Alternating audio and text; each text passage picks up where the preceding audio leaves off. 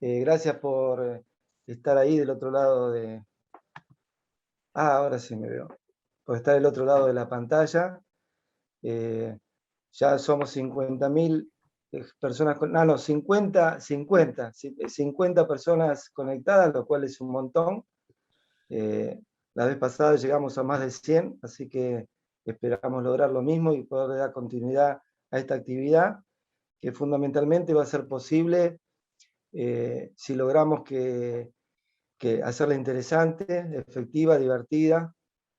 Así que les pido a aquellos que están participando que lo difundan, aquellos que están participando como panelistas y tanto como aquellos que están como asistentes, y aquellos que estén asistentes y se consideren jóvenes y con ganas de participar, como recién pusimos en el chat, que le manden un mail a nuestra coordinadora, Nadia Peralta, para que los empezamos a incluir en los futuros encuentros.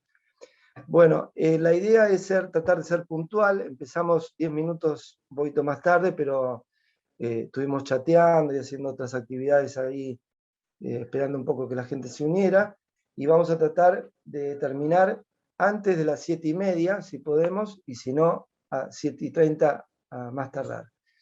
La presentación del caso hoy está a cargo de la doctora Carolina López. Los comentarios están a cargo del doctor Hernán Bacareza, Juan Campana y Joaquín Tognelli. Y hoy contamos con la presencia de dos expertos que ustedes conocen, Liliana Pastore, mejor conocida como Rita Pastore, y el doctor Fabio Leiro, quienes van a tener solamente la participación más limitada que podamos, porque como les comento, la idea es que sean los jóvenes los protagonistas de este evento, y obviamente tendremos también a los expertos para que aporten o nos ayuden a delinear temas en los cuales no todos somos expertos precisamente en este tipo de problemática, como es la linfadenectomía lateral. En el chat pueden hacer preguntas, en esas preguntas vamos a tratar de responderlas, y si no, la haremos en forma diferida, y al final de la actividad van a poder llenar un formulario para acceder a la certificación al sorteo de fin de mes. Bueno, creo que ya nada más, así que damos lugar a que Carolina empiece con la presentación. Carolina, ¿me escuchás? Estás muteada, creo, ¿no?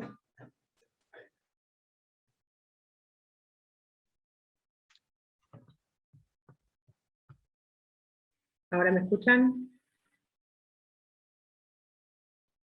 Sí. Bueno. Se escucha muy bien, se escucha muy bien. Bueno, primero buenas tardes a todos, y les agradezco por invitarme a participar de esta excelente plataforma y reunión de jóvenes coloproctólogos. El caso que voy a presentar, bueno, primero me presento, soy Carolina López, soy cirujana general y fellow de segundo año del Hospital Fernández. Voy a presentar un caso, ¿sí?, de una linfadenectomía lateral laparoscópica. Nuestra paciente es una mujer de 62 años que consultó inicialmente en octubre de 2019 por presentar cambios en el ritmo evacuatorio de 18 meses de evolución asociados a mucorrea y tenesmo. Se realizó una videocolonoscopía completa donde se evidenciaba una lesión desde los 4 centímetros hasta los 10 centímetros del margen anal, lesión que ocupaba 3/4 de la circunferencia con extensa ulceración y bordes irregulares y congestivos. Ya traía un diagnóstico de un adenocarcinoma moderadamente diferenciado. Cuando nosotros la recibimos en el hospital, completamos el estudio proctológico con un tacto rectal donde se evidenciaba una lesión indurada a 6 centímetros del margen anal, friable, dolorosa, que comprometía cuadrantes anteriores y posterolateral derecho. En la rectoscopía se constató esa lesión friable y sobrelevada a 6 centímetros del margen anal. Entonces, la pregunta sería, ¿qué estudios solicitarían para realizar la estadificación de esta paciente? ¿A alguno se le ocurre pedir una ecografía endorrectal? Joaquín, a ver, ¿podés opinar vos inicialmente? ¿Qué tal, Carlos? Buenas tardes, gracias por la invitación. En este caso en particular, definitivamente la ecografía endorrectal me parece que no la indicaría, no la solicitaría, porque se ve ya que es un estadio avanzado del T en el tumor. Si tuviera alguna duda respecto al T1, T2, y ni siquiera, porque lo vendría más con el tacto rectal. Sí, con seguridad, la resonancia de alta resolución, de recto, nosotros la pedimos así, de protocolo, para la mejor calidad técnica. Hay un protocolo ya establecido para recto, que no es lo mismo que pelvis, y también sí la tomografía de tórax, abdomen y pelvis estadificadora, junto con un laboratorio con el antígeno carcinoma embrionario. Bueno, justamente las guías Espera, europeas... Carolina, Perdón. espera, yo te voy a guiar, digamos, la presentación. Perfecto. Campana, ahí el doctor Joaquín Tonieli dijo que tiene un protocolo. ¿Cómo serían los protocolos? ¿Conocéis uno o dos protocolos? ¿Y cuál usan en el hospital? En realidad lo que se basa es en que en una resonancia de alta resolución no es necesario darle contraste endovenoso. En principio el T2 es lo que más usamos para evaluar justamente por ahí algunas cosas que con contraste anteriormente se veían, o sea que contraste endovenoso no hace falta. El foco está puesto puntualmente en recto, tiene que ser de alta resolución, porque lo que buscamos es ver las características del mesorrecto, ver si hay alguna adenopatía. Hay dos formas, en realidad en el hospital, en general las hacemos con gel endorrectal, pero no siempre es lo que se utiliza, incluso en la mayoría de los lugares por ahí extranjeros no suelen poner gel endorrectal.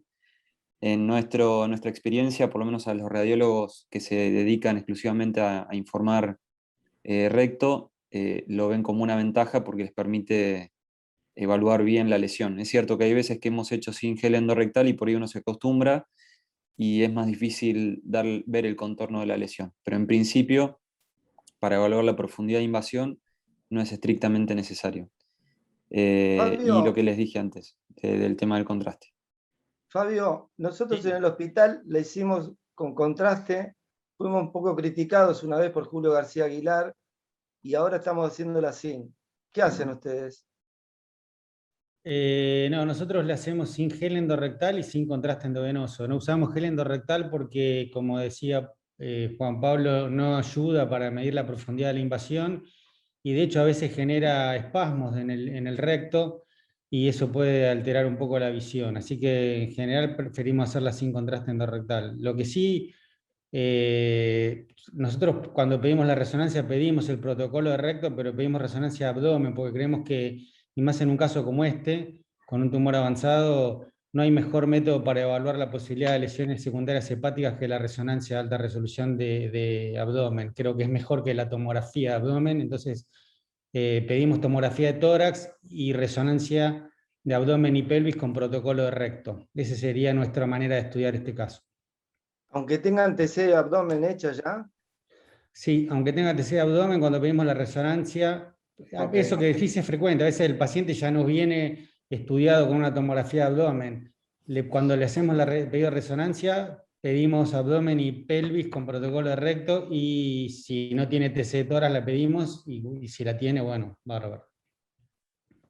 Bueno, nosotros, eso es una buena idea, pero no lo hacemos porque, no sé el tema de los costos, pero el tiempo que uno pasa en un resonador es bastante angustiante, a mí me ha pasado, y generalmente si la tomografía es de alta resolución, una buena tomografía, la resonancia no sé si aporta mucho, pero eso lo dejamos para otra cosa de experto. Sigamos, Carolina. Sí, aporta, pero bueno. ¿Cómo? Como decía el doctor Tonieli, las guías europeas asocian la solicitud de la ecografía endorrectal para tumores tempranos, para definir más bien tratamientos en estos tumores, y las guías americanas y europeas recomiendan lo que dijeron todos, la resonancia magnética de alta resolución en pelvis y la tomografía de tórax, abdomen y pelvis, justamente para poder estadificar la metástasis a distancia. El PET-TC de ninguna manera se recomienda en la estadificación inicial. En el caso de nuestra paciente no presentaba secundarismos, o sea, no tenía enfermedad a distancia, y el antígeno carcinoma embrionario era normal.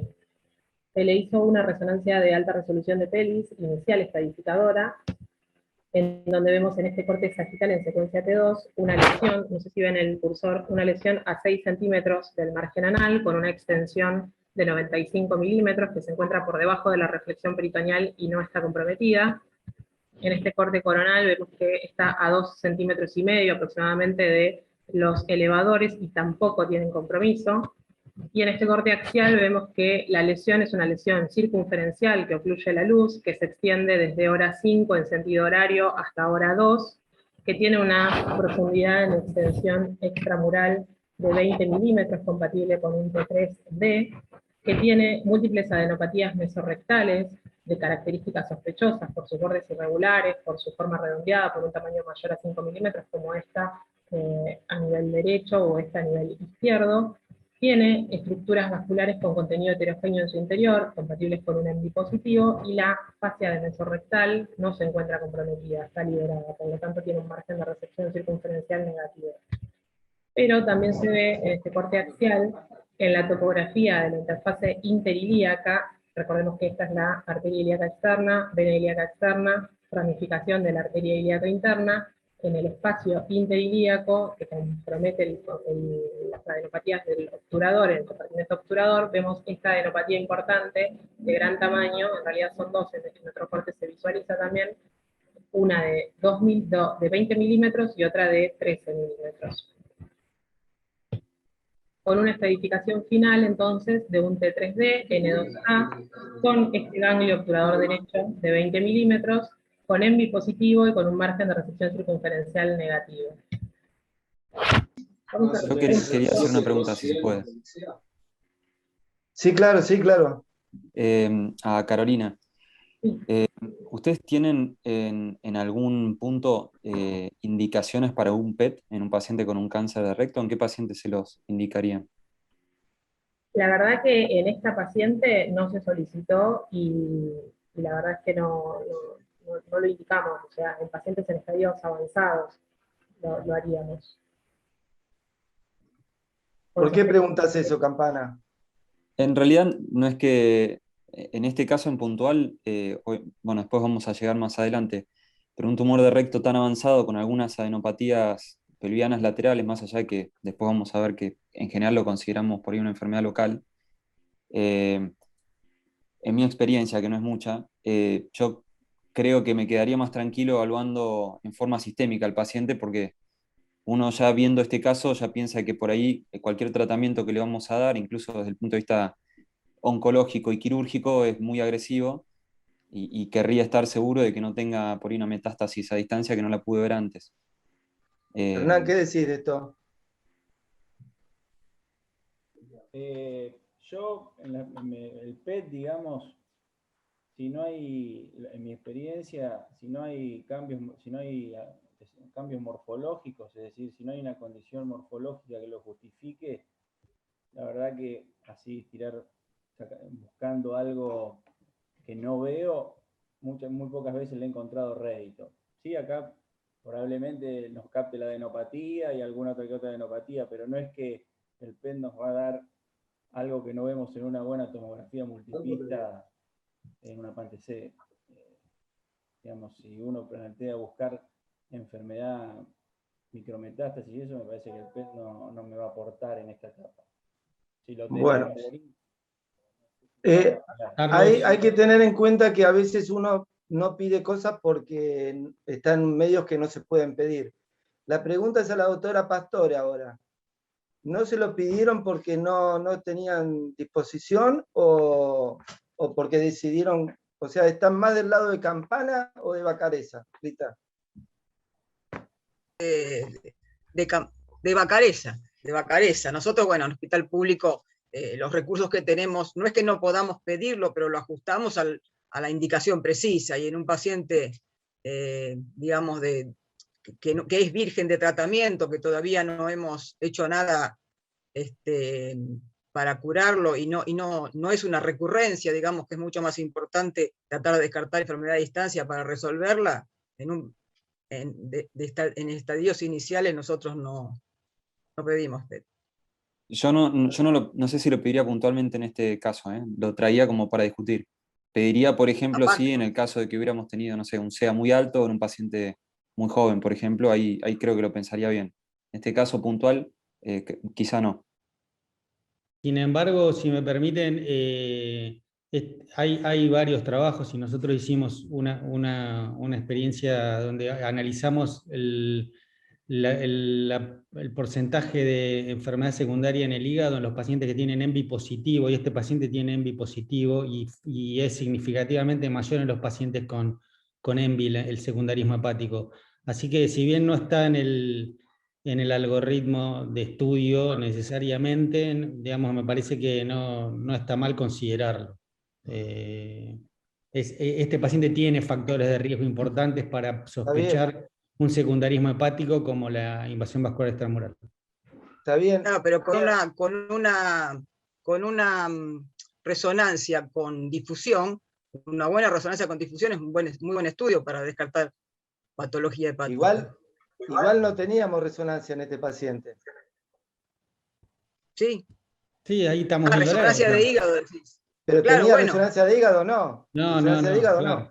No. Bueno, por eso. No porque la tomografía era buena, no demostraba patología. Y por eso está bien, pero vamos a tratar de hablar de este caso en particular. Es un paciente que no tenía una resonancia y que la investigación del PET no estamos de acuerdo, porque no tiene las condiciones que dice Campana ni nada. No está tan clara, pero digamos, si alguien pide un PET, a mí no me parecería mal. No. Perfecto. Yo para transmitirle a la gente, ahora lo dejamos hablar a Joaquín, que es el que tiene que hablar, porque estamos hablando mucho los viejos. Está bien, probablemente este hombre en el hospital italiano tenía un PET de entrada, pero son cosas que realmente, o sea, hasta el momento está todo muy bien manejado. No tenemos nada para agregarle ni sacarle. Joaquín, ¿qué decís? No, particularmente con lo del ganglio del compartimiento lateral de la pelvis, me parece que el PET uno lo pediría de acuerdo al enfoque, si uno lo considera enfermedad de distancia o no. Me parece que ahí un poco es el kit de la cuestión, calculo que ya lo veremos más adelante, pero si uno lo considera algo local, ahí quizás no tendría tanta indicación el PET, si lo considera a distancia. Ahí vemos. ¿Vos qué considerás? Es local. A mí me parece que es local. Sí. Entonces no le pedís. Pero no le pediría, pero la clasificación TNM, hay un cierto gris ahí, ya lo veremos más Está bien, adelante. eso vamos a llegar, pero digamos, acá, en este momento, vos estás más del lado de Vacareza, digamos. Estamos todos con Vacareza. Y una cosita que me gustaría preguntarle a Leiro, de acuerdo a lo que dijo, es si entonces, de acuerdo a lo que dijo, si en todo paciente con ENVI positivo le pide un PET. ¿Ese sería el algoritmo? No dije, nunca dije eso. Dije, Juan Pablo planteó la posibilidad de pedir un PET, se dijo que no tenía mucho sentido y yo simplemente dije que los pacientes que tienen ENVI positivo tienen más chances de tener secundarismo hepático, con lo cual si alguien lo pide no me parece mal. Yo no lo hubiera pedido. Aún a pesar de tener un estudio de hacer tomografía o resonancia de alta resolución. Sí le hubiera pedido una resonancia de alta resolución de abdomen, para ver bien el hígado por resonancia, que da un poco más de sensibilidad que la tomografía, por buena que sea, pero nada más que eso, digamos. De todas maneras, es discutible. Digamos, hay algunos artículos publicados que hablan de que el PET en el paciente con ENVI positivo detecta lesiones secundarias hepáticas que antes no se habían detectado. Pero bueno. Nada. Bueno, avanzamos. Carolina. Bueno, justamente este compartimento lateral del que hablamos, vamos a hacer un repaso anatómico que me parece importante para los jóvenes coloproctólogos. Se trata del compartimento interilíaco, que se encuentra justamente entre la arteria ilíaca externa y la arteria ilíaca interna, y hay que tener mucho cuidado a la hora de la disección en este sector, justamente por todas las ramas del tronco anterior de la arteria ilíaca interna, como por ejemplo la obturatriz, la umbilical con sus pubescentes superiores, la arteria uterina o vaginal, o en el caso del hombre la prostática y las vesicodiferenciales, las vesicales inferiores y la rectal media. Nosotros sabemos que esta vascularización es muy importante conocerla, porque a la hora de la disección una de las principales complicaciones de la linfadenectomía es justamente las hemorragias. Esta es una foto donde podemos visualizar los límites del compartimento lateral ya hecha la linfadenectomía, donde vemos que la pared lateral externa está delimitada por los vasos ilíacos externos, que la pared medial está delimitada por el uréter, que acá está reparado y traccionado hacia medial. Se encuentra la fascia vésico-hipogástrica que se debe preservar, y acá vemos totalmente disecado y preservado el nervio obturador, que también tiene que ocurrir de esta forma. En este segmento es donde está el tejido celular linfoide, donde se encuentran justamente estas adenopatías, que ya se resecó. Y como límites podemos decir que lateralmente se encuentra el músculo obturador, y la disección va a ir hacia caudal, hacia inferior, justo hasta la unión con el músculo elevador del labio. También es importante conocer todo lo que son los nervios pelvianos de la región. Hay que preservar ambos nervios hipogástricos, que comunican el plexo hipogástrico superior con los plexos pélvicos, y es muy importante no lesionar estos nervios, porque ahí justamente involucran las importantes comorbilidades de la linfadenectomía, que tienen que ver con las disfunciones en la rama urogenital. Incluso puede llegar a ver, si hay lesión de ese nervio obturador que no se preserva, disfunciones en miembros inferiores.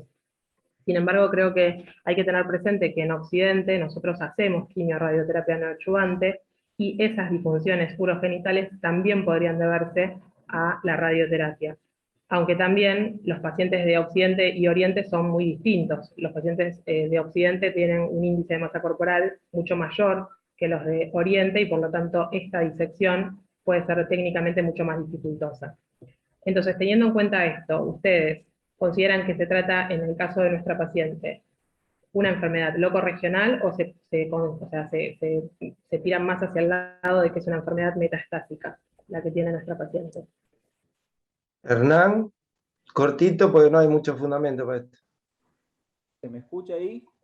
Sí, sí, medio bajo.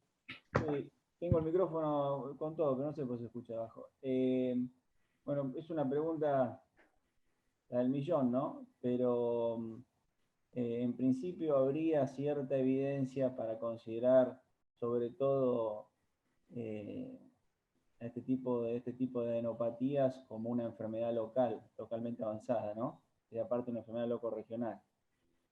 Es verdad que no hay trabajos con Ns altos, sino que los que tienen un N importante son todos trabajos retrospectivos, pero habría evidencia como para pensar que esto es algo locorregional. ¿Algo diferente, Juanpi o Joaquín? Porque después va a estar fundamentado esto. ¿Qué opinan? Solo para agregar que los pocos trabajos que hay justamente marcan que ante la presencia de sospecha de ganglios positivos, en realidad la recurrencia la hacen en el lugar.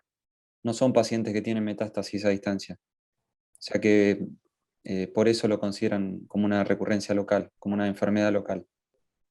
También, y el pronóstico de sobrevida de estos pacientes que tienen estos ganglios que fueron resecados es similar a los que tuvieron un N2, no M1. Entonces eso también de alguna forma avalaría considerarlo enfermedad local. Sí. ¿Puedo contar algo? Claro, sí, sí. No, que yo estoy de acuerdo en parte y en parte no. Con Juan estoy de acuerdo en parte que sí, es verdad, pero la mitad de los pacientes de este tipo no desarrolla a lo largo del tiempo enfermedad a distancia. O sea, la mitad se queda como enfermedad local, pero más del 50% de los pacientes en algún momento hacen enfermedad a distancia. Y con respecto a tratar a este tipo de adenopatías como adenopatías del meso, también ahí hay que categorizar si son ganglios ilíacos, si son ganglios obturadores, porque no es lo mismo un ganglio en la raíz de la ilíaca que un ganglio obturador, en lo que es nivel pronóstico, ¿no? Hay evidencia como para considerar los ganglios ilíacos similares a un N2 del meso y a los ganglios obturadores con un pronóstico un poquito diferente. Yo por eso no sé si sería tan categórico con todo esto, ¿no? Fabio. No, creo que sí, como se dijo, los ganglios, digamos, la presencia de ganglios laterales, el pronóstico es comparable en general a un N2. Decía Hernán que algunos pacientes desarrollan metástasis, bueno, los N2 también desarrollan metástasis. Está claro que ganglios laterales implica mal pronóstico, pero bueno, como hay tantos criterios de mal pronóstico en el cáncer de recto, pero no es igual de malo el pronóstico que en un paciente que tiene metástasis. Sabemos que un paciente con metástasis la posibilidad de rescatarlos con una sobrevida mayor a 5 años es menor al 25%. Los pacientes con ganglios laterales tienen mejores números de sobrevida. Y Ahora, bueno, yo sigo en general a los japoneses que son los que más han estudiado esto, y ellos lo consideran enfermedad locorregional, no enfermedad a distancia. Ahora, yo me pregunto, ¿no? ¿Qué importancia tiene saber esto? Cuando todos sabemos que hay enfermedad metastásica que tiene muy buena evolución, porque puede tener una metástasis única y vivir 50 años, o puede tener 10 ganglios N2 y tener un pronóstico malísimo. Y ahora la pregunta se la digo a Rita Pastore. A nosotros que somos tan grandes, ¿qué nos sirve saber esto si en realidad en ambos grupos tenemos pacientes que pueden tener mejor pronóstico que en el opuesto? No entiendo la pregunta, Carlos. Yo digo que si uno dice esto es una enfermedad locorregional y dice sí o no, lo mismo, metastásica, hay enfermedades metastásicas que son de mejor pronóstico que la locorregional y viceversa. ¿Cuál sería fines prácticos que nos pongamos de acuerdo con este concepto? ¿Para tratar al paciente nos cambia algo? ¿Para el pronóstico? Yo no veo diferencia. Y nos cambia porque en Occidente siempre se habló de que eran metastásicos, yo no sé si un poco para defendernos con la idea de que nosotros no estábamos haciendo la cirugía como hacían los japoneses. Y ahora esto ha cambiado, por algo ha cambiado. Indudablemente los trabajos japoneses, incluso algunos de Occidente, han demostrado que sacar los ganglios laterales tiene validez cuando es, digamos, acotado a determinados ganglios y determinado tamaño. Bueno, ya después Carolina lo va a desarrollar, pero digamos que sí tiene importancia, porque si lo consideramos que es metastásico, quizás no le daríamos la trascendencia a hacer la disección local para tratar de rescatar al paciente con la idea de que ya está diseminado. Pienso que es valioso saber que los resultados no son los mismos que los que tienen metástasis a distancia. Yo no estoy tan de acuerdo, pero dale, sigamos adelante, Carolina. Carlos, perdón, bueno. Carlos. Sí, Hernán, sí. ¿No cambiaría, por ejemplo, si hoy viene un paciente con enfermedad hepática que también es metastásica, muchas veces el enfoque neoadyuvante no es el mismo que si es una enfermedad locorregional? Quizás si considerásemos a los ganglios regionales como enfermedad metastásica, tendrían más quimio de entrada. No sé, estoy planteándolo. No, pero yo estoy de acuerdo, pero creo que esto es encasillar en dos categorías que son muy heterogéneas y probablemente el diagnóstico no haya tanta diferencia entre una cosa y la otra. No sé si soy muy claro con esto, pero este paciente, uno si le dijera tiene que hacer TNT, diría que sí, no importa si uno lo considera de una manera u otra. Creo que a los fines prácticos es caso por caso y no saber si, bueno, el Ateneo dice que esto, es uno o dos, y de acuerdo a eso va a cambiar la conducta y el pronóstico. Esto es tan heterogéneo, cada una de estas casillas que queremos meter, que me parece que no tiene mucho sentido pragmático más allá del académico, que es el que estamos discutiendo. ¿Qué dice Carolina en la bibliografía? Bueno, en la bibliografía lo que dice es, en este estudio de Shida y colaboradores de 2019, es un estudio japonés, en donde compara el TNM americano, la 8ª edición, con una clasificación japonesa de cáncer colorectal, 9ª edición. Nosotros acá en Occidente clasificamos la afectación de ganglios mesorrectales como N1 o N2, y a su vez se subdivide en tipo A, B o C, de acuerdo al número de ganglios mesorrectales comprometidos. Y ellos, la diferencia que tienen es que no consideran a los depósitos tumorales como clasificamos nosotros como N1C, sino que ellos a los depósitos tumorales los suman a la cantidad de ganglios linfáticos regionales afectados. Y agregan esta clasificación, que es la N3, para específicamente los ganglios metastásicos laterales. Por ende, para los japoneses, el compromiso de ganglios linfáticos laterales es una enfermedad locorregional, y el tratamiento que le hacen es la linfadenectomía lateral.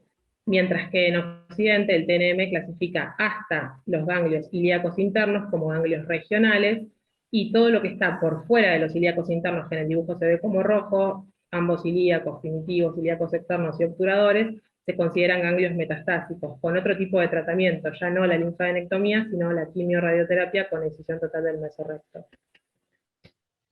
Este es un estudio japonés de 2012, en donde justamente fue el estudio...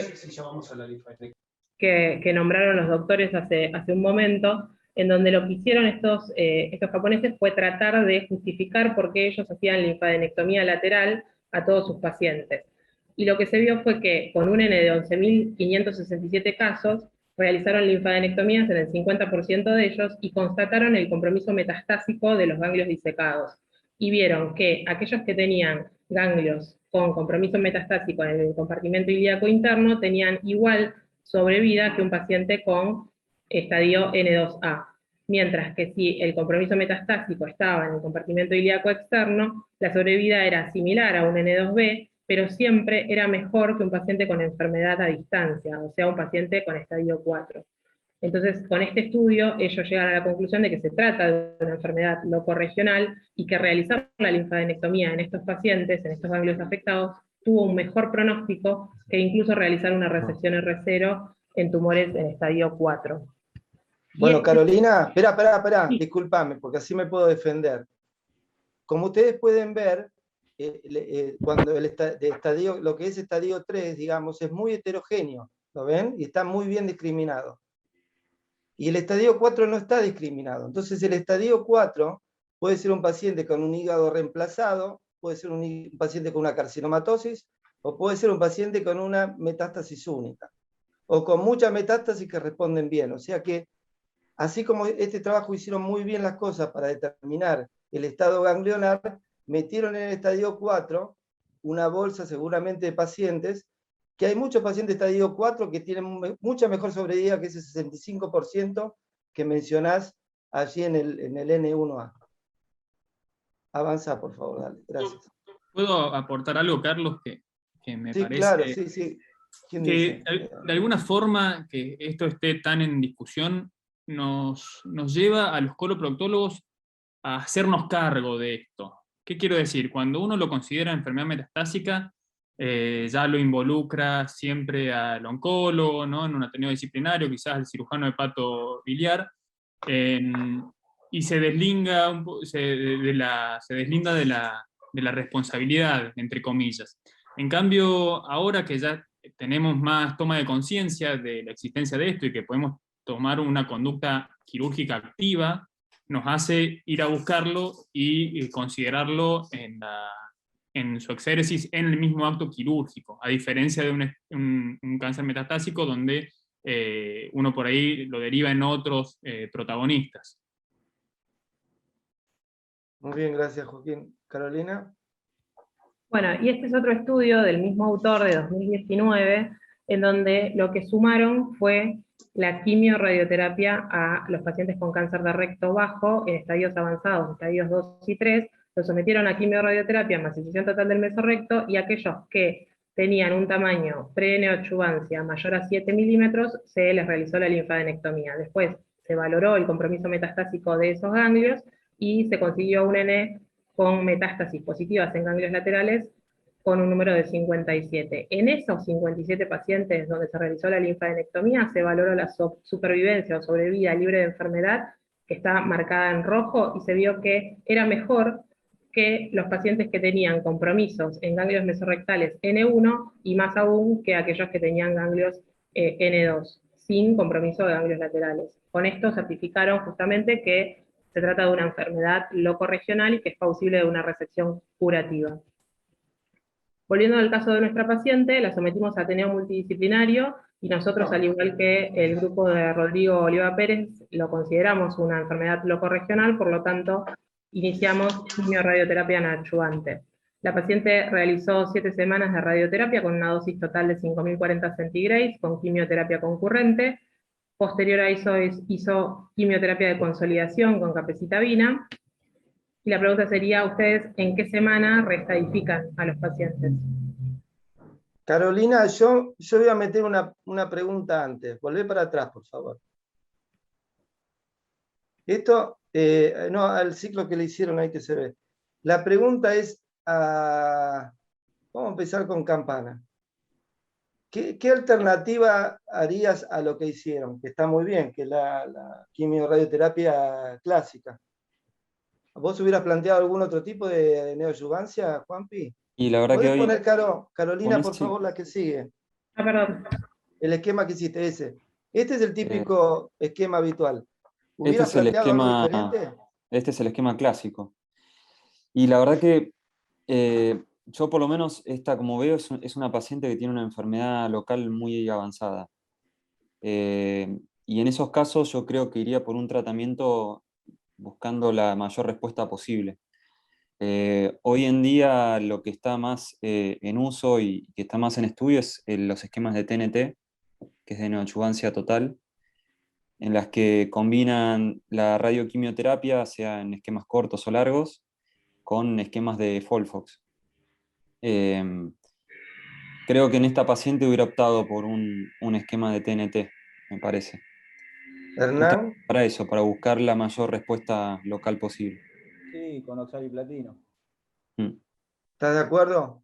Sí, sí. Sí, Joaquín, buscar respuesta, la mayor respuesta, y después, terminado el tratamiento, creo que la reestadificaría, la dejaría un poquito más de lo habitual.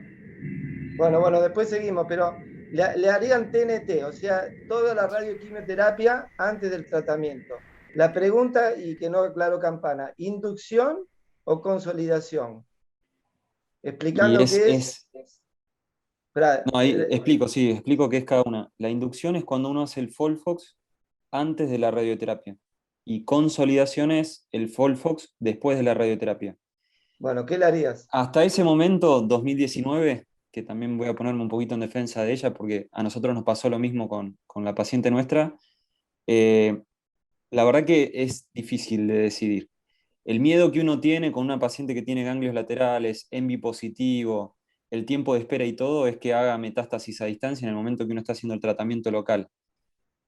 Con lo cual, si eligieran hacer inducción, yo no sé si me opondría.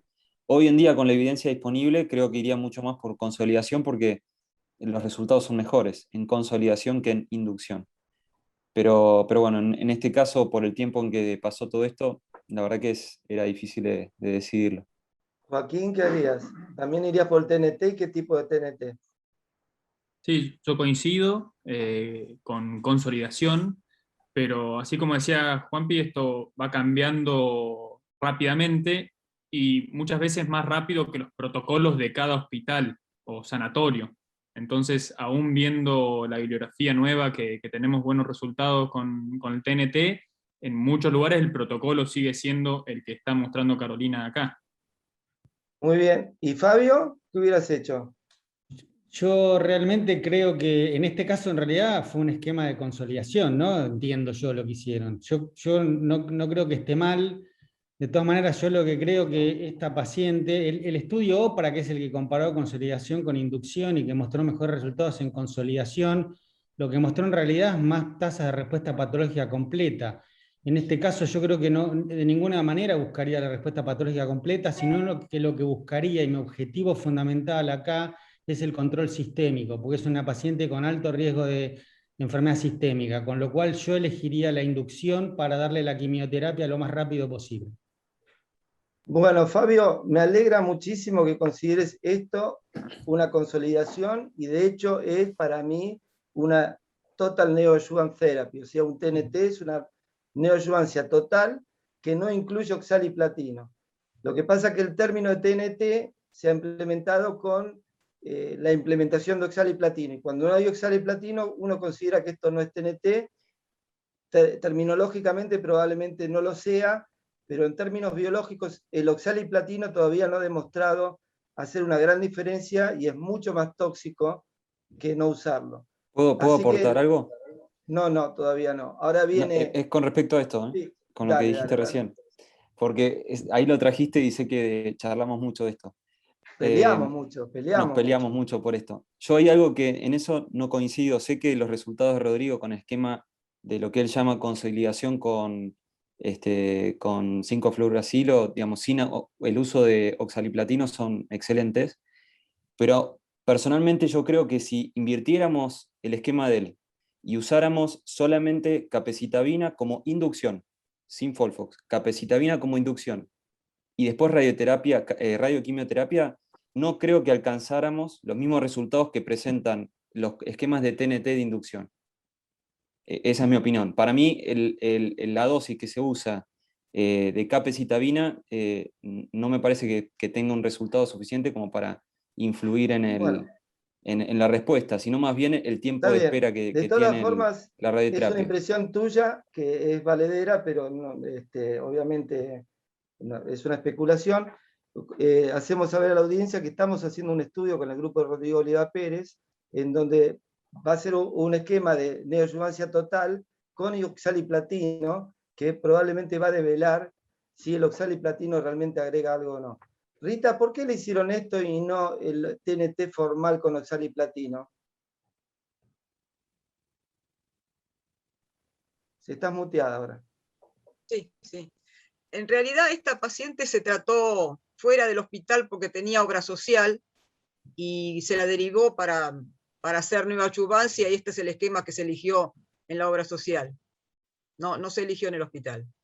¿Pero qué lo hubieras hecho entonces vos? Esto Esto, es lo sin que hacemos oxali. siempre. Sin Sin oxali. Sí, Sí, vemos perfecto. mucho complicación neurológica con molestias muy grandes para los pacientes que son a veces definitivas. Estoy totalmente de acuerdo. No estoy apuesto al uso del oxaliplatino, pero creo que hay que ser muy cuidadoso.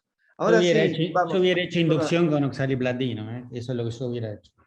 Vos lo hubieras usado, la inducción con oxali, Hubiera hecho Fabio. inducción con oxali Sí, y está después perfecto. quimio-radio.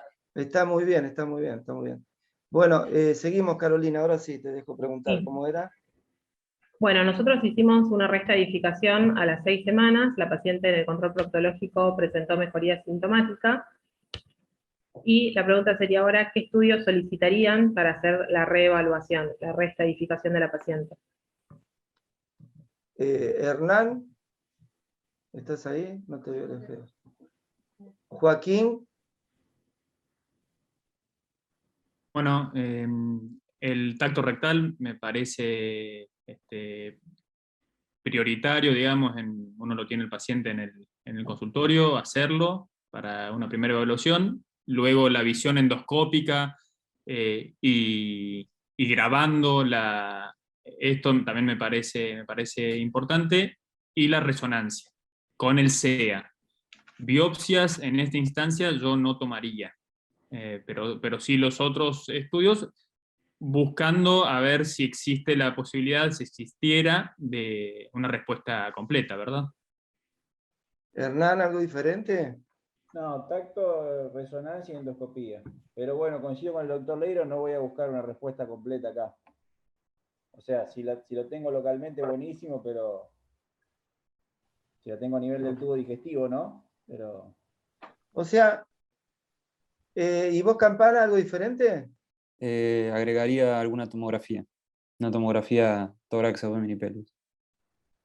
Ah, ¿y los demás no? ¿Tonieli no? ¿O se olvidaron? ¿Bacareza? Sí. Sí. También. Ah, Y- como no estaba ahí, nos olvidamos. Muy bien, Campana. Ahora, sí. yo lo que no estoy tan de acuerdo es en hacerle una endoscopía al paciente. Porque el paciente viene de quimio, tiene un tumor, se lo tocan, que lo van a dormir, le tienen que hacer un enemol. Yo no le hago. Salvo que tenga duda de respuesta patológica casi completa, algo que la visión me cambie. Pero si yo le hago el tacto y voy a seguir esperando para tomar una decisión, la endoscopía no se la hago. ¿Vos, Fabio? No, creo que haría un examen proctológico, no sé si le haría una endoscopía bajo anestesia, pero sí, si el tacto rectal yo toco que la lesión sigue siendo palpable, probablemente no. Realmente, como recién decía Hernán también, el objetivo del tratamiento acá no es la respuesta completa, no es la preservación del órgano, pero hemos visto casos donde hemos tenido muy buena respuesta con tumores localmente avanzados. Si fuera así que uno hace el tacto y no ve nada o no toca nada, quizá le hago la endoscopía, pero si no, coincido con vos que más me interesaría ver qué pasa fuera del recto. ¿Y Rita, le haría endoscopía? Coincido con Fabio que si tactás y no hay nada o muy poco, lo haría porque me interesa ver. Si es algo muy grosero, no tiene sentido, no me agrega nada, hay que seguir esperando. Ahí ¿O no? se produjo una grieta entre los jóvenes y los viejos. Yo hay algo que no Bueno, sé si pasó de largo muy rápido. ¿En cuánto tiempo se hizo la evaluación? a las 6 semanas. A las 6 semanas. Sigamos, Carolina. Bueno, las guías lo que recomiendan es tacto rectal, endoscopía y resonancia magnética. Las biopsias tienen bajo rédito, las muestras tienen baja sensibilidad, y el antígeno carcino embrionario se puede asociar a una respuesta patológica completa y clínica completa cuando de inicio estaba muy elevado y posneoadjuvancia se reduce. Nosotros reestadificamos a las 6 semanas, ¿sí? Al tacto rectal persistía una úlcera a nivel del recto, y en la resonancia lo que vemos, esta es la inicial que tuvo, donde vemos la adenopatía de 20 milímetros, y la resonancia a las 6 semanas, donde se visualiza una regresión tumoral, un grado de respuesta 3 por la clasificación de demanda radiológica, una disminución en la profundidad de invasión extramural, pasando de un estadio T3D a un estadio T3B, una disminución en los ganglios mesorrectales comprometidos, pero persistía esta lesión en el compartimento, en la interfase interilíaca, con bordes irregulares, con contenido heterogéneo, y ahora ya con un tamaño de 12 milímetros. Además, se negativizó el ENVI. A las 15 semanas, nosotros volvimos a reestadificar a la paciente. Normalmente lo hacemos a las 12 semanas, pero bueno, por cuestiones hospitalarias y fundamentalmente de que nuestro hospital es un centro de derivación de COVID, se retrasaron los estudios, y en la endoscopia lo que vimos fue persistencia de esta úlcera, ya que tenía un fondo de fibrinas con algunos bordes congestivos y telangiectasias, pero había esta nodularidad, existía esta nodularidad persistente, que nos hacía sospechar de que no había una respuesta clínica completa, y en la resonancia lo que vimos fue que persistía la regresión tumoral, seguía en disminución la profundidad de invasión extramural, ahora tenía un estadio T3A, T2, ya no había ganglios mesorrectales positivos, o sea que estaba teniendo una buena respuesta, pero persistía esta imagen con bordes espiculados y contenido heterogéneo en la interfase interilíaca, con una estadificación de un T2, T3A, ganglios mesorrectales negativos, la persistencia del ganglio obturador, ahora ya con un tamaño de 8 milímetros, ENVI negativo y con un margen de resección circunferencial negativo. En este momento, ustedes, ¿qué tratamiento le realizarían a la paciente? ¿Seguirían esperando de manera experimental buscando una respuesta clínica completa? ¿Realizarían solamente la decisión total del mesorrecto o sumarían a esa decisión del mesorrecto la linfadenectomía lateral? Hernán. No, definitivamente la 1 no, ya lo dije, no buscaría una respuesta completa. Con una resección total del mesorrecto probablemente me quede corto, pero es verdad que el ganglio respondió muchísimo, y capaz que con una linfadenectomía la sobretrato. Pero bueno, sí, haría una resección total del mesorrecto con linfadenectomía. Pero me llama, digamos, pese a que el ganglio todavía es grande, respondió mucho, achicó mucho.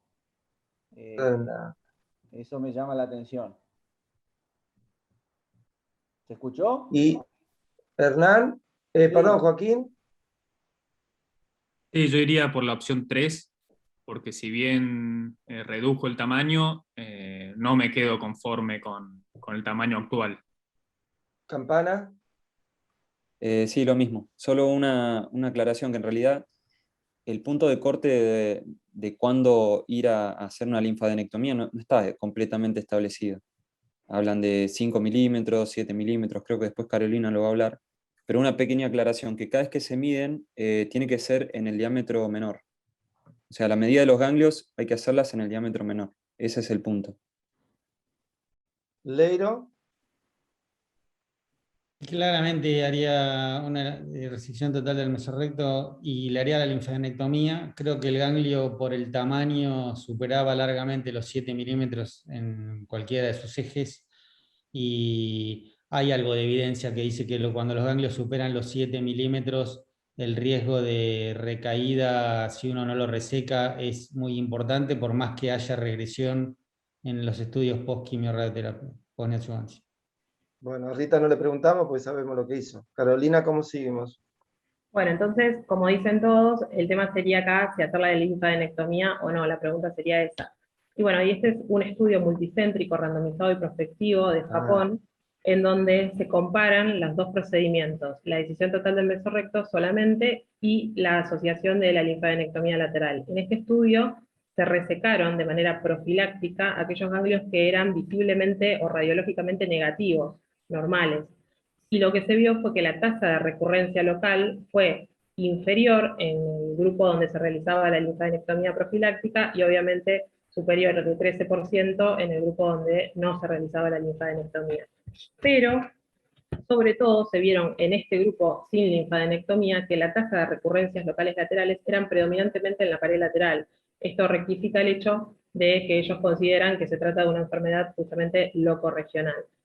Por lo tanto, se recomienda la linfadenectomía lateral con este estudio. Sin embargo, también se vio que de este grupo de ganglios, ¿sí?, que se resecaron, donde se hizo la linfadenectomía lateral profiláctica, que eran ganglios radiológicamente negativos, o sea, sin compromiso visual, se detectó que había un 7.4% de metástasis. Entonces, ¿cómo se puede explicar esto? En otros dos estudios que se realizaron, se asoció estas metástasis en estos ganglios linfáticos laterales a la presencia de micrometástasis, que hoy se sabe que comprometen entre un 20 y un 24% de los ganglios que son radiológicamente negativos y justamente alteran la tasa de recurrencia local.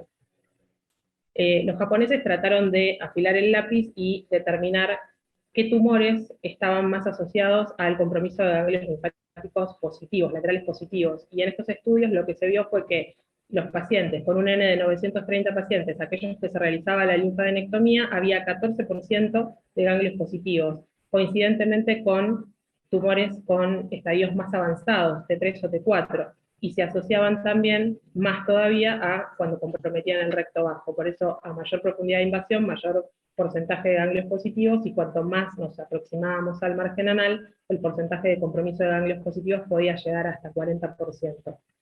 Sin embargo, en Occidente, nosotros tratamos el cáncer de recto localmente avanzado con quimio-radioterapia neoadyuvante. La pregunta sería si ese 15% de ganglios laterales positivos pueden llegar a esterilizarse con la quimio-radioterapia o sería necesario hacer la linfadenectomía lateral. Joaquín, esta qué difícil, a ver que te la pasamos a vos. Bueno, de entrada el enfoque entre Oriente o Japón específicamente y Occidente, digamos, en Occidente estuvimos más centrándonos en el tratamiento neoadyuvante, quimio radiante. En cambio, en Japón, lo que iban a realizar para evitar estas recidivas locales era la linfadenectomía pelviana lateral en forma profiláctica. Carolina ya dijo que, claro, con un IMC diferente, otra facilidad a la hora de realizar la cirugía, entonces el enfoque es diferente. Creo que en Occidente siempre se lo dejamos librado al tratamiento quimio-radiante neoadyuvante, y ahora no estamos viendo que quizás no es suficiente. Tenemos unas altas tasas de recurrencia local y quizás en estos casos seleccionados, no en todos, realizar la linfadenectomía lateral. ¿Algo diferente, Hernán? No, digamos, estamos partiendo de un evento que desde por sí es bajo, que es la posibilidad de una recaída local, que ya hay trabajo de la década del 80 que eso, las cosas bien hechas, es menor del 10%. Entonces, estamos tomando decisiones en base a evidencia escasa. Pero sin dudas, digamos, habría que paciente a paciente hacer linfadenectomía de manera selectiva en casos como este, ¿no? Donde hay evidencia suficiente como para sospechar que puede haber enfermedad linfática y no a distancia, y bueno, uno iría por eso. Pero, bueno, básicamente eso. Juan, ¿algo diferente? No, reforzar por ahí lo que dijo Hernán de que sea algo selectivo. Lo que pasa que, por supuesto, con la evidencia que hay grises que se nos van a escapar, como decía el doctor Leiro, más de 7 milímetros, o más de 5 creo, incluso de post-neoadyuvancia, uno casi no duda de que hay que sacarlo eso porque la sospecha de que quede enfermedad es alta. Pero también nos puede pasar como pasó en estos trabajos que presentó Carolina, donde a pesar de no tener una sospecha firme, los ganglios podían venir positivos igual. Tendremos que lidiar con eso. Discúlpame, pero el trabajo de Fujita es un trabajo en el cual no se hizo radioterapia a ningún paciente. todos esos pacientes fueron tratados solo con cirugía, digamos. O sea que hoy, digamos, no sé si es muy extrapolable esa experiencia a lo que vemos acá, porque todos esos pacientes, hoy por hoy, nosotros los tratamos con quimioradioterapia. Fabio, no sé si ustedes saben, los más jóvenes, cuando tenía la edad de ustedes aproximadamente, se fue a Japón y pasó largos meses, creo, aprendiendo a hacer eso, volvió, y en Argentina fue el primero que hizo una linfadenectomía lateral, hasta luego abandonarla, no sé si definitivamente o qué, así que es como que es parte de la historia, al menos en Argentina, de este procedimiento. ¿Cuál sería la reflexión tuya después de tantos años de experiencia? Ir y venir? No, de hecho, cuando yo estaba allá, randomizaban esos pacientes. Yo estuve en el año 2003. Ese trabajo se termina publicando en el año 2017, y esa serie de más de 600 pacientes eran los pacientes que yo veía randomizar cuando estaba en Tokio. Y lo que veo, sí, que nosotros en nuestro medio tenemos, no sé por qué, una incidencia menor de la que uno lee que publican en Japón, y también lo que uno ve es que muchos pacientes, si bien, digamos, no necesariamente, como dijo Hernán, ¿no? Hernán lo dijo muy claro, estos pacientes tienen alto riesgo de metástasis a distancia, no es el 100%, pero tienen alto riesgo. Es como un paciente con invasión angiolinfática, con invasión perineural, con un tumor mucinoso, con un tumor N2, son tumores con alto riesgo de enfermedad sistémica, y tener un paciente que tenga un ganglio lateral y que no tenga enfermedad a distancia no es lo que uno ve muy frecuentemente, con lo cual no son muchos los pacientes que uno puede tratar, y tampoco nos olvidemos que tener una buena resonancia que nos permita ver el ganglio no es algo que en todos lados esté disponible, ¿no? Entonces, la verdad que la experiencia mía no fue muy buena, y tampoco fue muy bueno porque las linfadenectomías que hacía, cuando mandaba la pieza de anatomía patológica, después el patólogo me informaba que todos los ganglios eran negativos. Así que fue bastante desalentador, pero yo igual creo que si uno tiene un ganglio sospechoso por resonancia y post-neoadjuvancia, porque creo que el ganglio lateral sospechoso es indicación de neoadjuvancia, persiste la imagen, no era un ganglio muy grande como este, hay que sacarlo, independientemente de los resultados que uno después tenga. Rita, sí. Sí, yo digo que por más que alguno de estos pacientes igual haga en la evolución metástasis a distancia, el hecho de evitarle una recurrencia local, que sabemos lo que significa una recurrencia de un cáncer de recto en cuanto a calidad de vida para ese paciente, ya es un éxito. Yo creo que hay que tratar de lograr el control local de cualquier manera, independientemente del riesgo de metástasis a distancia en el futuro de estos pacientes. Bueno, sigamos. Les adelanto que tenemos cada vez más participantes, se van sumando, bajándose, y además tenemos un videíto al final que no se lo pierdan, que ya falta poquito, así que es un último esfuerzo de 20 minutos y terminamos la actividad. Sí, Carolina, ¿cómo seguimos? Bueno, justamente en este estudio, sí, que es un estudio retrospectivo, internacional, multicéntrico, que comprometía 12 centros y 7 países, entre los cuales estaba Japón, Corea, Gran Bretaña, Estados Unidos, Suecia, Holanda y Australia, lo que se vio fue que el tamaño de los ganglios importa en la resonancia inicial, y con ganglios mayores o iguales a 7 milímetros en la resonancia inicial, las tasas de recidivas locales laterales fueron mayores, y que si nosotros no hacíamos la linfadenectomía en estos grupos, teníamos una tasa de recurrencia local lateral de un 20%, que se reducía a 5.7% con la linfadenectomía. Por lo tanto, en este tipo de ganglios con un tamaño mayor o igual a 7 milímetros, pre-neoadjuvancia, o sea, en la resonancia inicial, la quimiorradioterapia no alcanza, no es suficiente. Concluimos entonces que tiene que hacerse la linfadenectomía. Ahora habría que ver qué tipo de linfadenectomía realizamos. Y bueno, hay 3 tipos de linfadenectomías. Una es la profiláctica, la que realizan los japoneses, que es sin quimiorradioterapia neoadjuvante y de manera bilateral, a los tumores de recto que se encuentran por debajo de la reflexión peritoneal y más allá de que involucran más allá de la muscular propia. La selectiva, que es aquella que se toma en cuenta teniendo en cuenta el tamaño de los ganglios pre-neoadjuvancia, y la superselectiva, que es aquella que toma en cuenta el tamaño de los ganglios, como decía el doctor Campana, en su eje corto, post-neoadyuvancia, evaluando justamente la respuesta a ese tratamiento. Y bueno, y este es un estudio del mismo grupo, de este consorcio que es de 12 centros y 7 países, que se reúnen justamente para estudiar estos ganglios linfáticos laterales, en donde lo que se vio es un estudio retrospectivo, ¿sí? Evaluaron 741 pacientes y trataron de determinar que en estos pacientes que se sometían con cáncer de recto, que se sometían a quimio-radioterapia más excisión total del mesorrecto, qué características tenían los ganglios desde el punto de vista radiológico en la resonancia inicial y en la resonancia reestadificadora, que se asociaba a la tasa de recurrencia local. Y lo que vieron fue que aquellos ganglios que tenían un tamaño mayor o igual a 7 milímetros tenían tasas de recurrencia local post-tratamiento de 18%, pero que se reducía significativamente a 4,1% cuando el ganglio tenía un tamaño menor a 7 milímetros. Y también vieron que aquellos ganglios post-neoadyuvancia que respondían a la radioterapia con un tamaño de 4 o menor, tenían 0% de recurrencia local a 5 años. Este grupo de pacientes es el que creo que deberemos identificar, representan solamente un 30% de los pacientes y son los que podrían evitarse la linfadenectomía con todas las comorbilidades que eso involucra.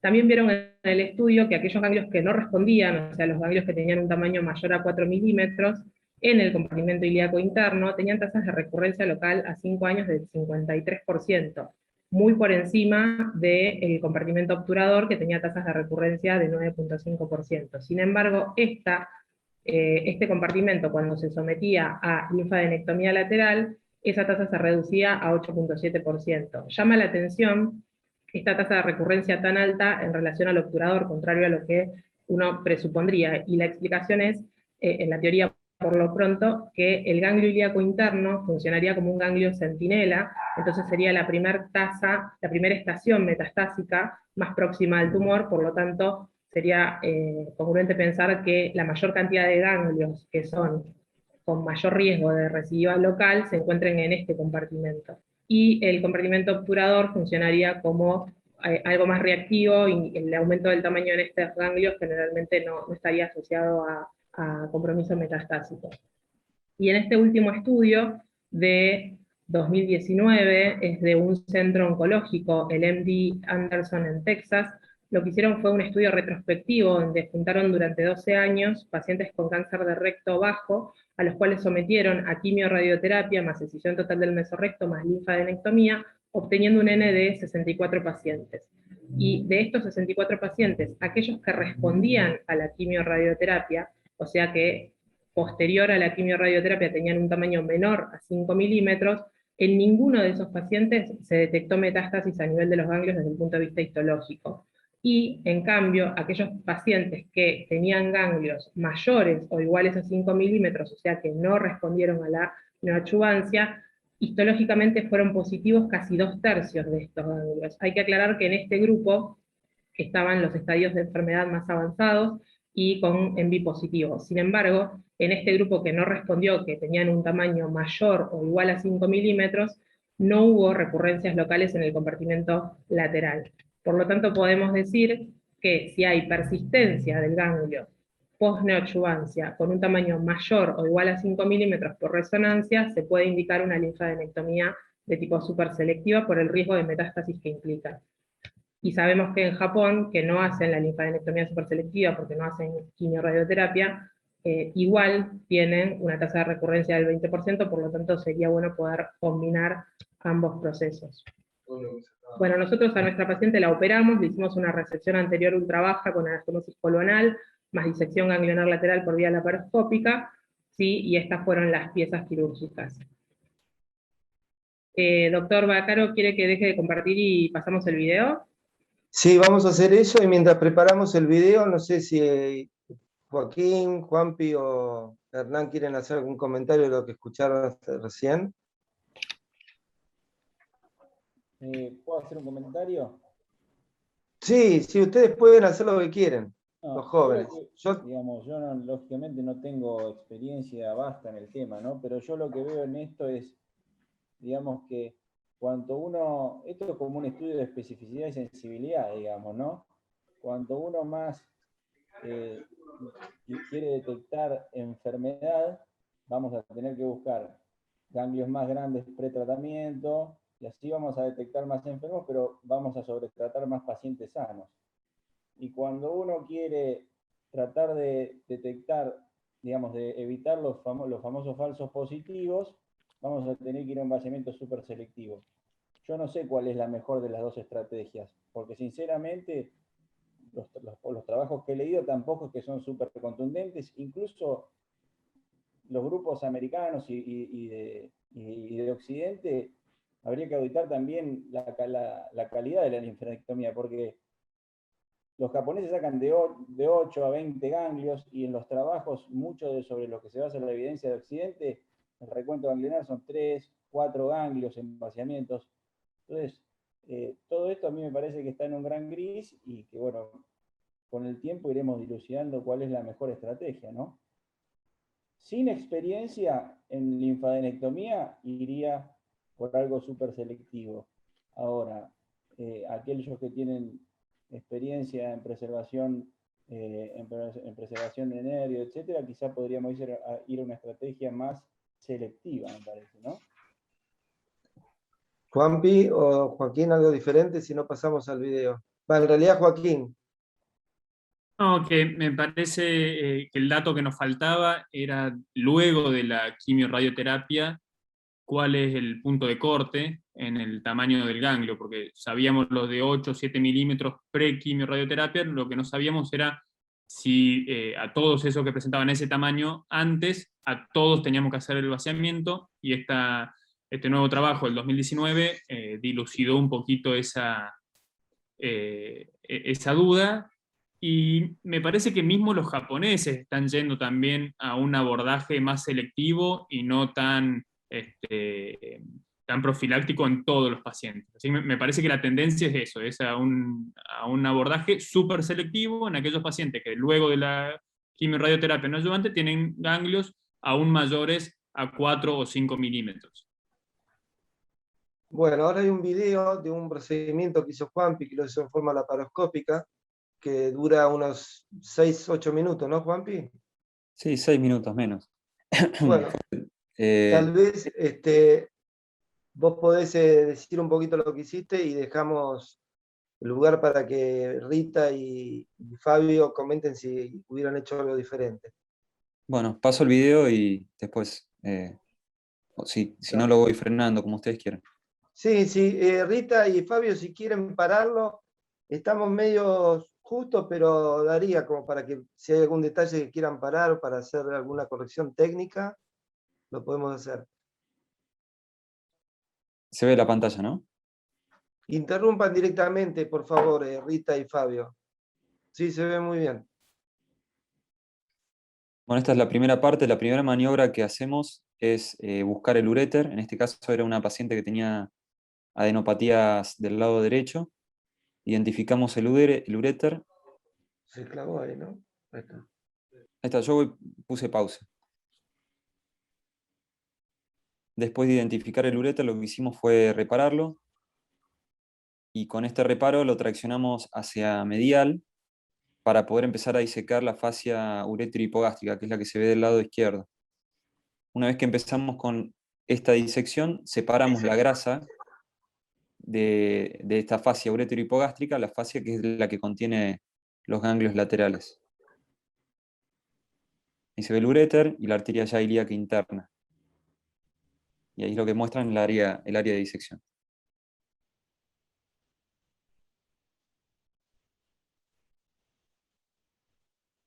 Una vez que está bien separado toda esa fascia, se procede al borde lateral externo de la disección. La primera maniobra es identificar la vena ilíaca externa. En este caso, por una variante anatómica en realidad de la paciente, que tenía una arteria que estaba muy medializada, van a ver que en realidad lo que queda expuesto es la arteria, pero el límite de disección es exponer la vena ilíaca externa.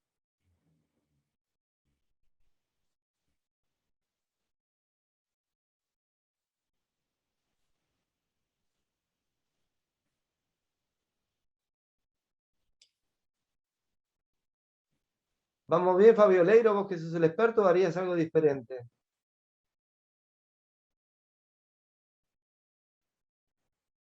Estás muteado, Fabio. Perdón, no, Pará, sí, Juanpi, el video. Pará el video, Juanpi. no, es lo que hacemos por vía laparoscópica, sí, coincidimos con la técnica. Lo que yo, si puedo ir diciendo algo mientras pasa el video. Sí, Sí, por eso lo paré, decinos a ver No, qué. con respecto a lo anterior, digamos, ese estudio que habla de la linfanectomía lateral superselectiva es un estudio. También hay un estudio coreano, publicado en el año 2019 también, que mostró que los pacientes que tenían respuesta post-quimiorradioterapia tenían una incidencia recidiva más del 30% y recidiva exclusivamente en la región lateral de casi el 15 o 16%. Con lo cual, digamos, es discutible hacer súper selectiva o hacer selectiva. Yo lo que todavía no hay una evidencia muy fuerte en ninguno de los dos sentidos. Lo que sí es cierto es que los pacientes que tienen ganglios laterales positivos ya de por sí tienen un mal pronóstico y un alto riesgo sistémico. Y los pacientes que tienen ganglios laterales y no responden a la quimiorradioterapia son una población muy especial de pacientes que tienen todavía un pronóstico peor. Sabemos que los pacientes que responden a la quimiorradioterapia en cáncer de recto son pacientes con mejor pronóstico que los que no responden. Y si tenemos un paciente con ganglio lateral que ya tiene mal pronóstico y además no responde, es una población de muy mal pronóstico. Por eso es que se discute si hay que sacar los ganglios, ¿no? Y bueno, es una discusión que todavía no tiene mucha respuesta. Pero nada, Volviendo a quería la hacer ese técnica, comentario. volviendo a la técnica, Rita, Sí. ¿vos hacés esto parecido en forma abierta o laparoscópica, pero digamos, o diferente? ¿Venimos bien, parecido o no? No, no, Carlos, te quiero aclarar que yo no hago esto. Esta técnica la está haciendo en nuestro hospital el doctor Regina, que es residente y luego es residente de cirugía nuestro, que luego hizo la residencia en el Británico, y luego estuvo con Oliva Pérez, ahora está con nosotros, es un planta de nuestro servicio, y es el que hace este tipo de cirugía. Estuvo con Oliva Pérez, vio unas cuantas, y es el que empezó a hacer, y el caso nuestro lo operó el doctor Regina, así que no puedo hablar sobre la técnica, yo no puedo hablar sobre Bueno, eso. bárbaro. Buenísimo, Sí, gracias, sí Rita. hablo de que he insistido mucho que en el servicio se haga esto. Creo que vino para quedarse, súper selectiva. Está muy bien, muy bien. Yo tampoco lo hago esto, lo llamo a Juanpi que lo haga. Claro. Bueno, seguí, A los Juanpi. jóvenes coloproctólogos. Exactamente. bueno, hay un punto quizá importante en esta paciente, uno de los ganglios, ahí ya se ve la vena por debajo. Fíjense que en este caso tuvimos que ir un poco más hacia lateral porque la arteria estaba bastante medializada, como les dije. Y en este caso lo que vamos a ver es que una de las adenopatías grandes que tenía esta paciente estaban en la bifurcación bilíaca, que muchas veces en esa zona hay vasos linfáticos de un calibre importante que en general hay que ligarlos con un hemoloc para evitar después la linforrea, que es lo que se hizo acá. Le pusimos un hemoloc y después lo cortamos porque esto en general si no genera mucha linforrea. El segundo paso es ubicar por debajo de la vena ilíaca externa, perdón, los músculos. En primer lugar vamos a ver parte del músculo psoas, que es lo que se ve ahí, y después se ve el músculo obturador. Y lo que se observa en esa zona, que es lo que estamos pasando con la doble, es el nervio obturador, que hay que preservarlo en forma completa. Y la disección del nervio en general se hace en forma roma, porque hasta incluso lo que uno hace quemando puede generar algún trastorno que sea transitorio a nivel de los músculos de la raíz de la pierna. Entonces ahí lo que vemos en color violeta es el área muscular, el nervio en amarillo y la vena medializada y el área de disección.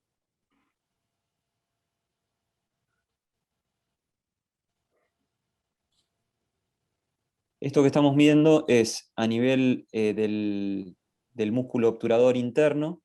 Vamos a ver entrar al músculo y al agujero obturador algunos vasos que son las ramas distales de los vasos obturatrices. Que lo que estamos haciendo es pasarlos y los ligamos. Los vasos más grandes fueron ligados con hemoloc y después hay uno que es más pequeño que ese se pudo cortar directamente con el armónico. pero no siempre uno ve una rama de arteria y vena única, sino que a veces es que estos vasos pueden estar a veces bifurcados. Y esto es lo que marca el límite lateral de la disección.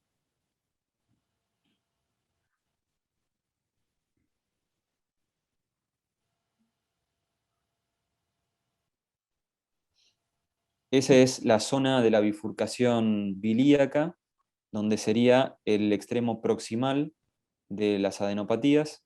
Otra vez le pusimos un hemolog para evitar esta linforrea. Y ahí es donde empezamos a trabajar en la última parte, o sea que hasta ahora, como para hacer un pequeño resumen, se hizo en un primer paso la disección del lado interno, o sea, del lateral interno, en un segundo paso del extremo lateral externo, y en este segundo paso lo que se hace es separar de las adherencias que tienen todo este complejo ganglionar a nivel del centro, en la zona donde está la arteria umbilical. Eso que vemos ahí es la arteria ilíaca interna, y lo que se está disecando es una rama que es la arteria umbilical, que en lo posible hay que buscar preservarla. Ahí estamos pasando la arteria umbilical, y ahí lo que estamos ligando son algunas ramas arteriales que corresponden a arterias vesicales inferiores. Una vez que completamos eso, lamentablemente en este paciente la resección no fue en bloque, o sea que fueron dos piezas, una pequeña pieza que es la que sale ahí, y después una segunda pieza que era la que estaba adherida ahí a esa vena. Esa vena es una vena vesical inferior también, que después de ligarla y controlarla, pudimos hacer la resección de la segunda porción del complejo de adenopatías.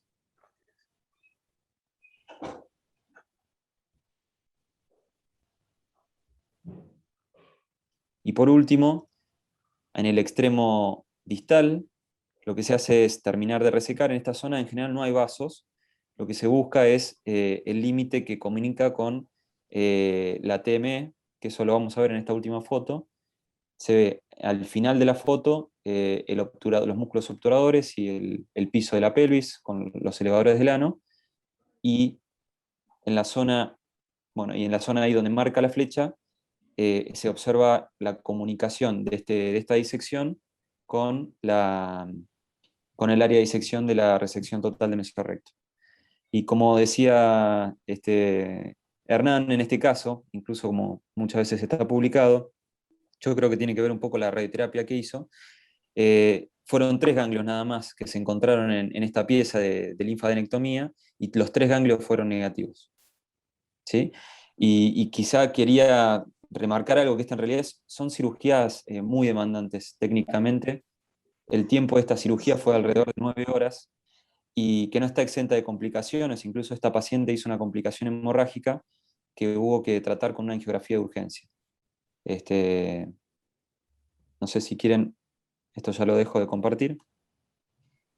Bueno, acá hay un comentario que dice Marcelo Viola, que es un conocido cirujano amigo de Uruguay, que hace unos meses le publicaron a él un video en una revista importante, pero los revisores le comentaron que era muy bueno técnicamente, pero que debía poner que no era una cirugía aceptada universalmente y que su indicación era muy discutida. La paciente tenía ganglios positivos bilaterales 2 años después de una resección, de una amputación perineal. Fabio, ¿querés hacer alguna consideración técnica? Si no, ya pasamos al cierre de la charla. No, la verdad que lo felicito a Juan Pablo por el video. La técnica laparoscópica es tal cual como la hemos hecho. Yo tengo mucha más experiencia de la época que lo hacía a cielo abierto, y es un poco diferente la técnica. Uno repara muchos más elementos.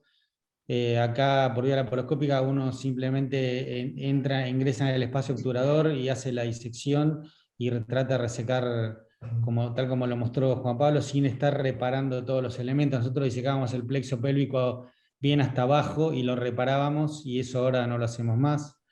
Pero sí, es una cirugía muy demandante y no exenta de complicaciones. Nosotros no hemos tenido complicaciones hemorrágicas, hemos tenido algún linfocele pero que no ha tenido mayor trascendencia y no mucho más. La verdad que, pero bueno, nuestra experiencia laparoscópica por ahora es muy limitada. Yo tuve una gran experiencia a cielo abierto. Bueno, Carolina nos va a contar cómo le fue y un corolario final y ya nos despedimos.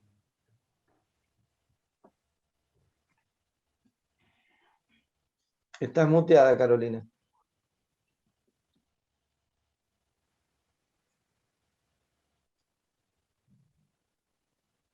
Perdón. Tuvimos una respuesta patológica completa, ¿sí?, en nuestra paciente, tanto en el recto como a nivel de la linfadenectomía.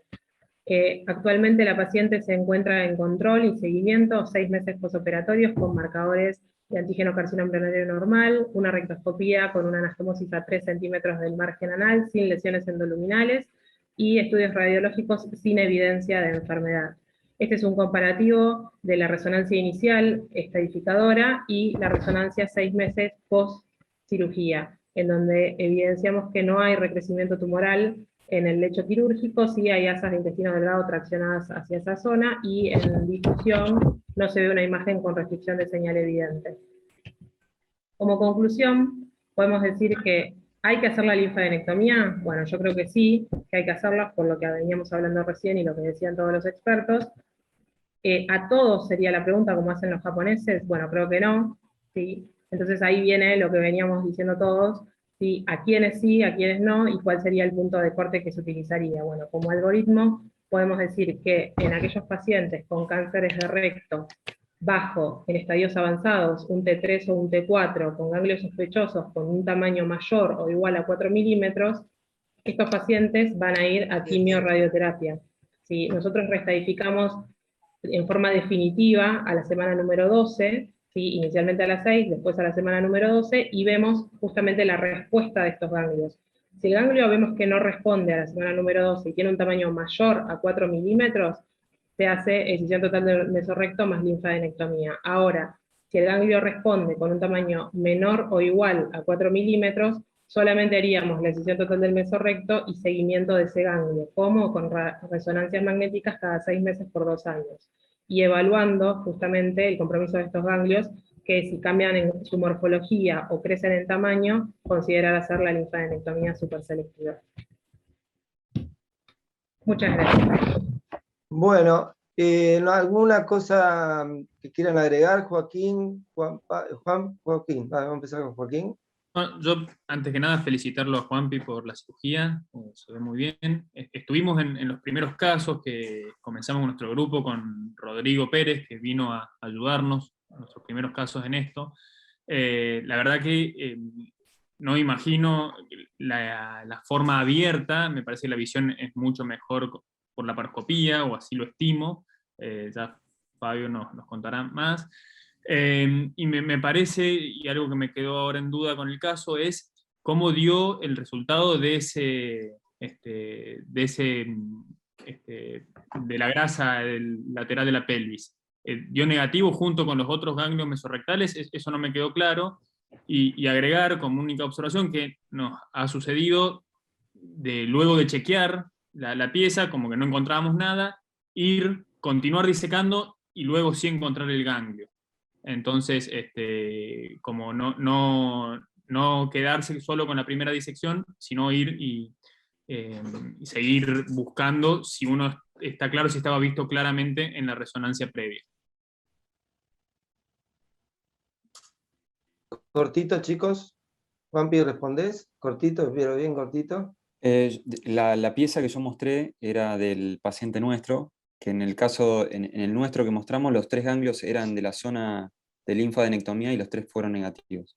En la pieza que mostró Carolina, si no entendí mal, vos corregime, creo que también había sido todo Sí, negativo, ¿no? tuvo Sí, respuesta muy patológica negativo. completa. Exactamente. Una cosa muy loca que nadie buscaba y resultó. Hernán, cerrar la discusión y nos vemos el martes que viene. No, yo para cerrar me parece espectacular todo esto. Me parece buenísimo el caso, buenísimo el video de Juan. Creo que esto es algo que va a abrir nuevos campos en la coloproctología. Quizás hay que empezar a mirar un poco a otras especialidades. a ginecólogos, a urólogos que hacen esto hace años, y no de extrañar que esto empiece a ser algo más rutinario, que quizás se incorporen cosas como ganglio centinela, como linfadenectomías lumboaórticas. No sé, me parece que esto abre un campo. ¿Se escucha? Sí, Totalmente, perfecto. sí, sí. Me parece que esto abre un campo buenísimo, y que lógicamente tiene que ser como fue, ¿no? Los pacientes súper estudiados, grupos multidisciplinarios, y desgraciadamente no será para todo el mundo, pero me encantó. Bueno, gracias a todos. Hay un formulario ahí, los que quieran tener un certificado o sorteos. Los esperamos el próximo martes. Toda esta actividad va a estar on demand a partir de mañana pasado en la plataforma. Visítenla, traten de difundirla, así nos seguimos divirtiendo. Chao, saludos, buenas noches. Chao, chao.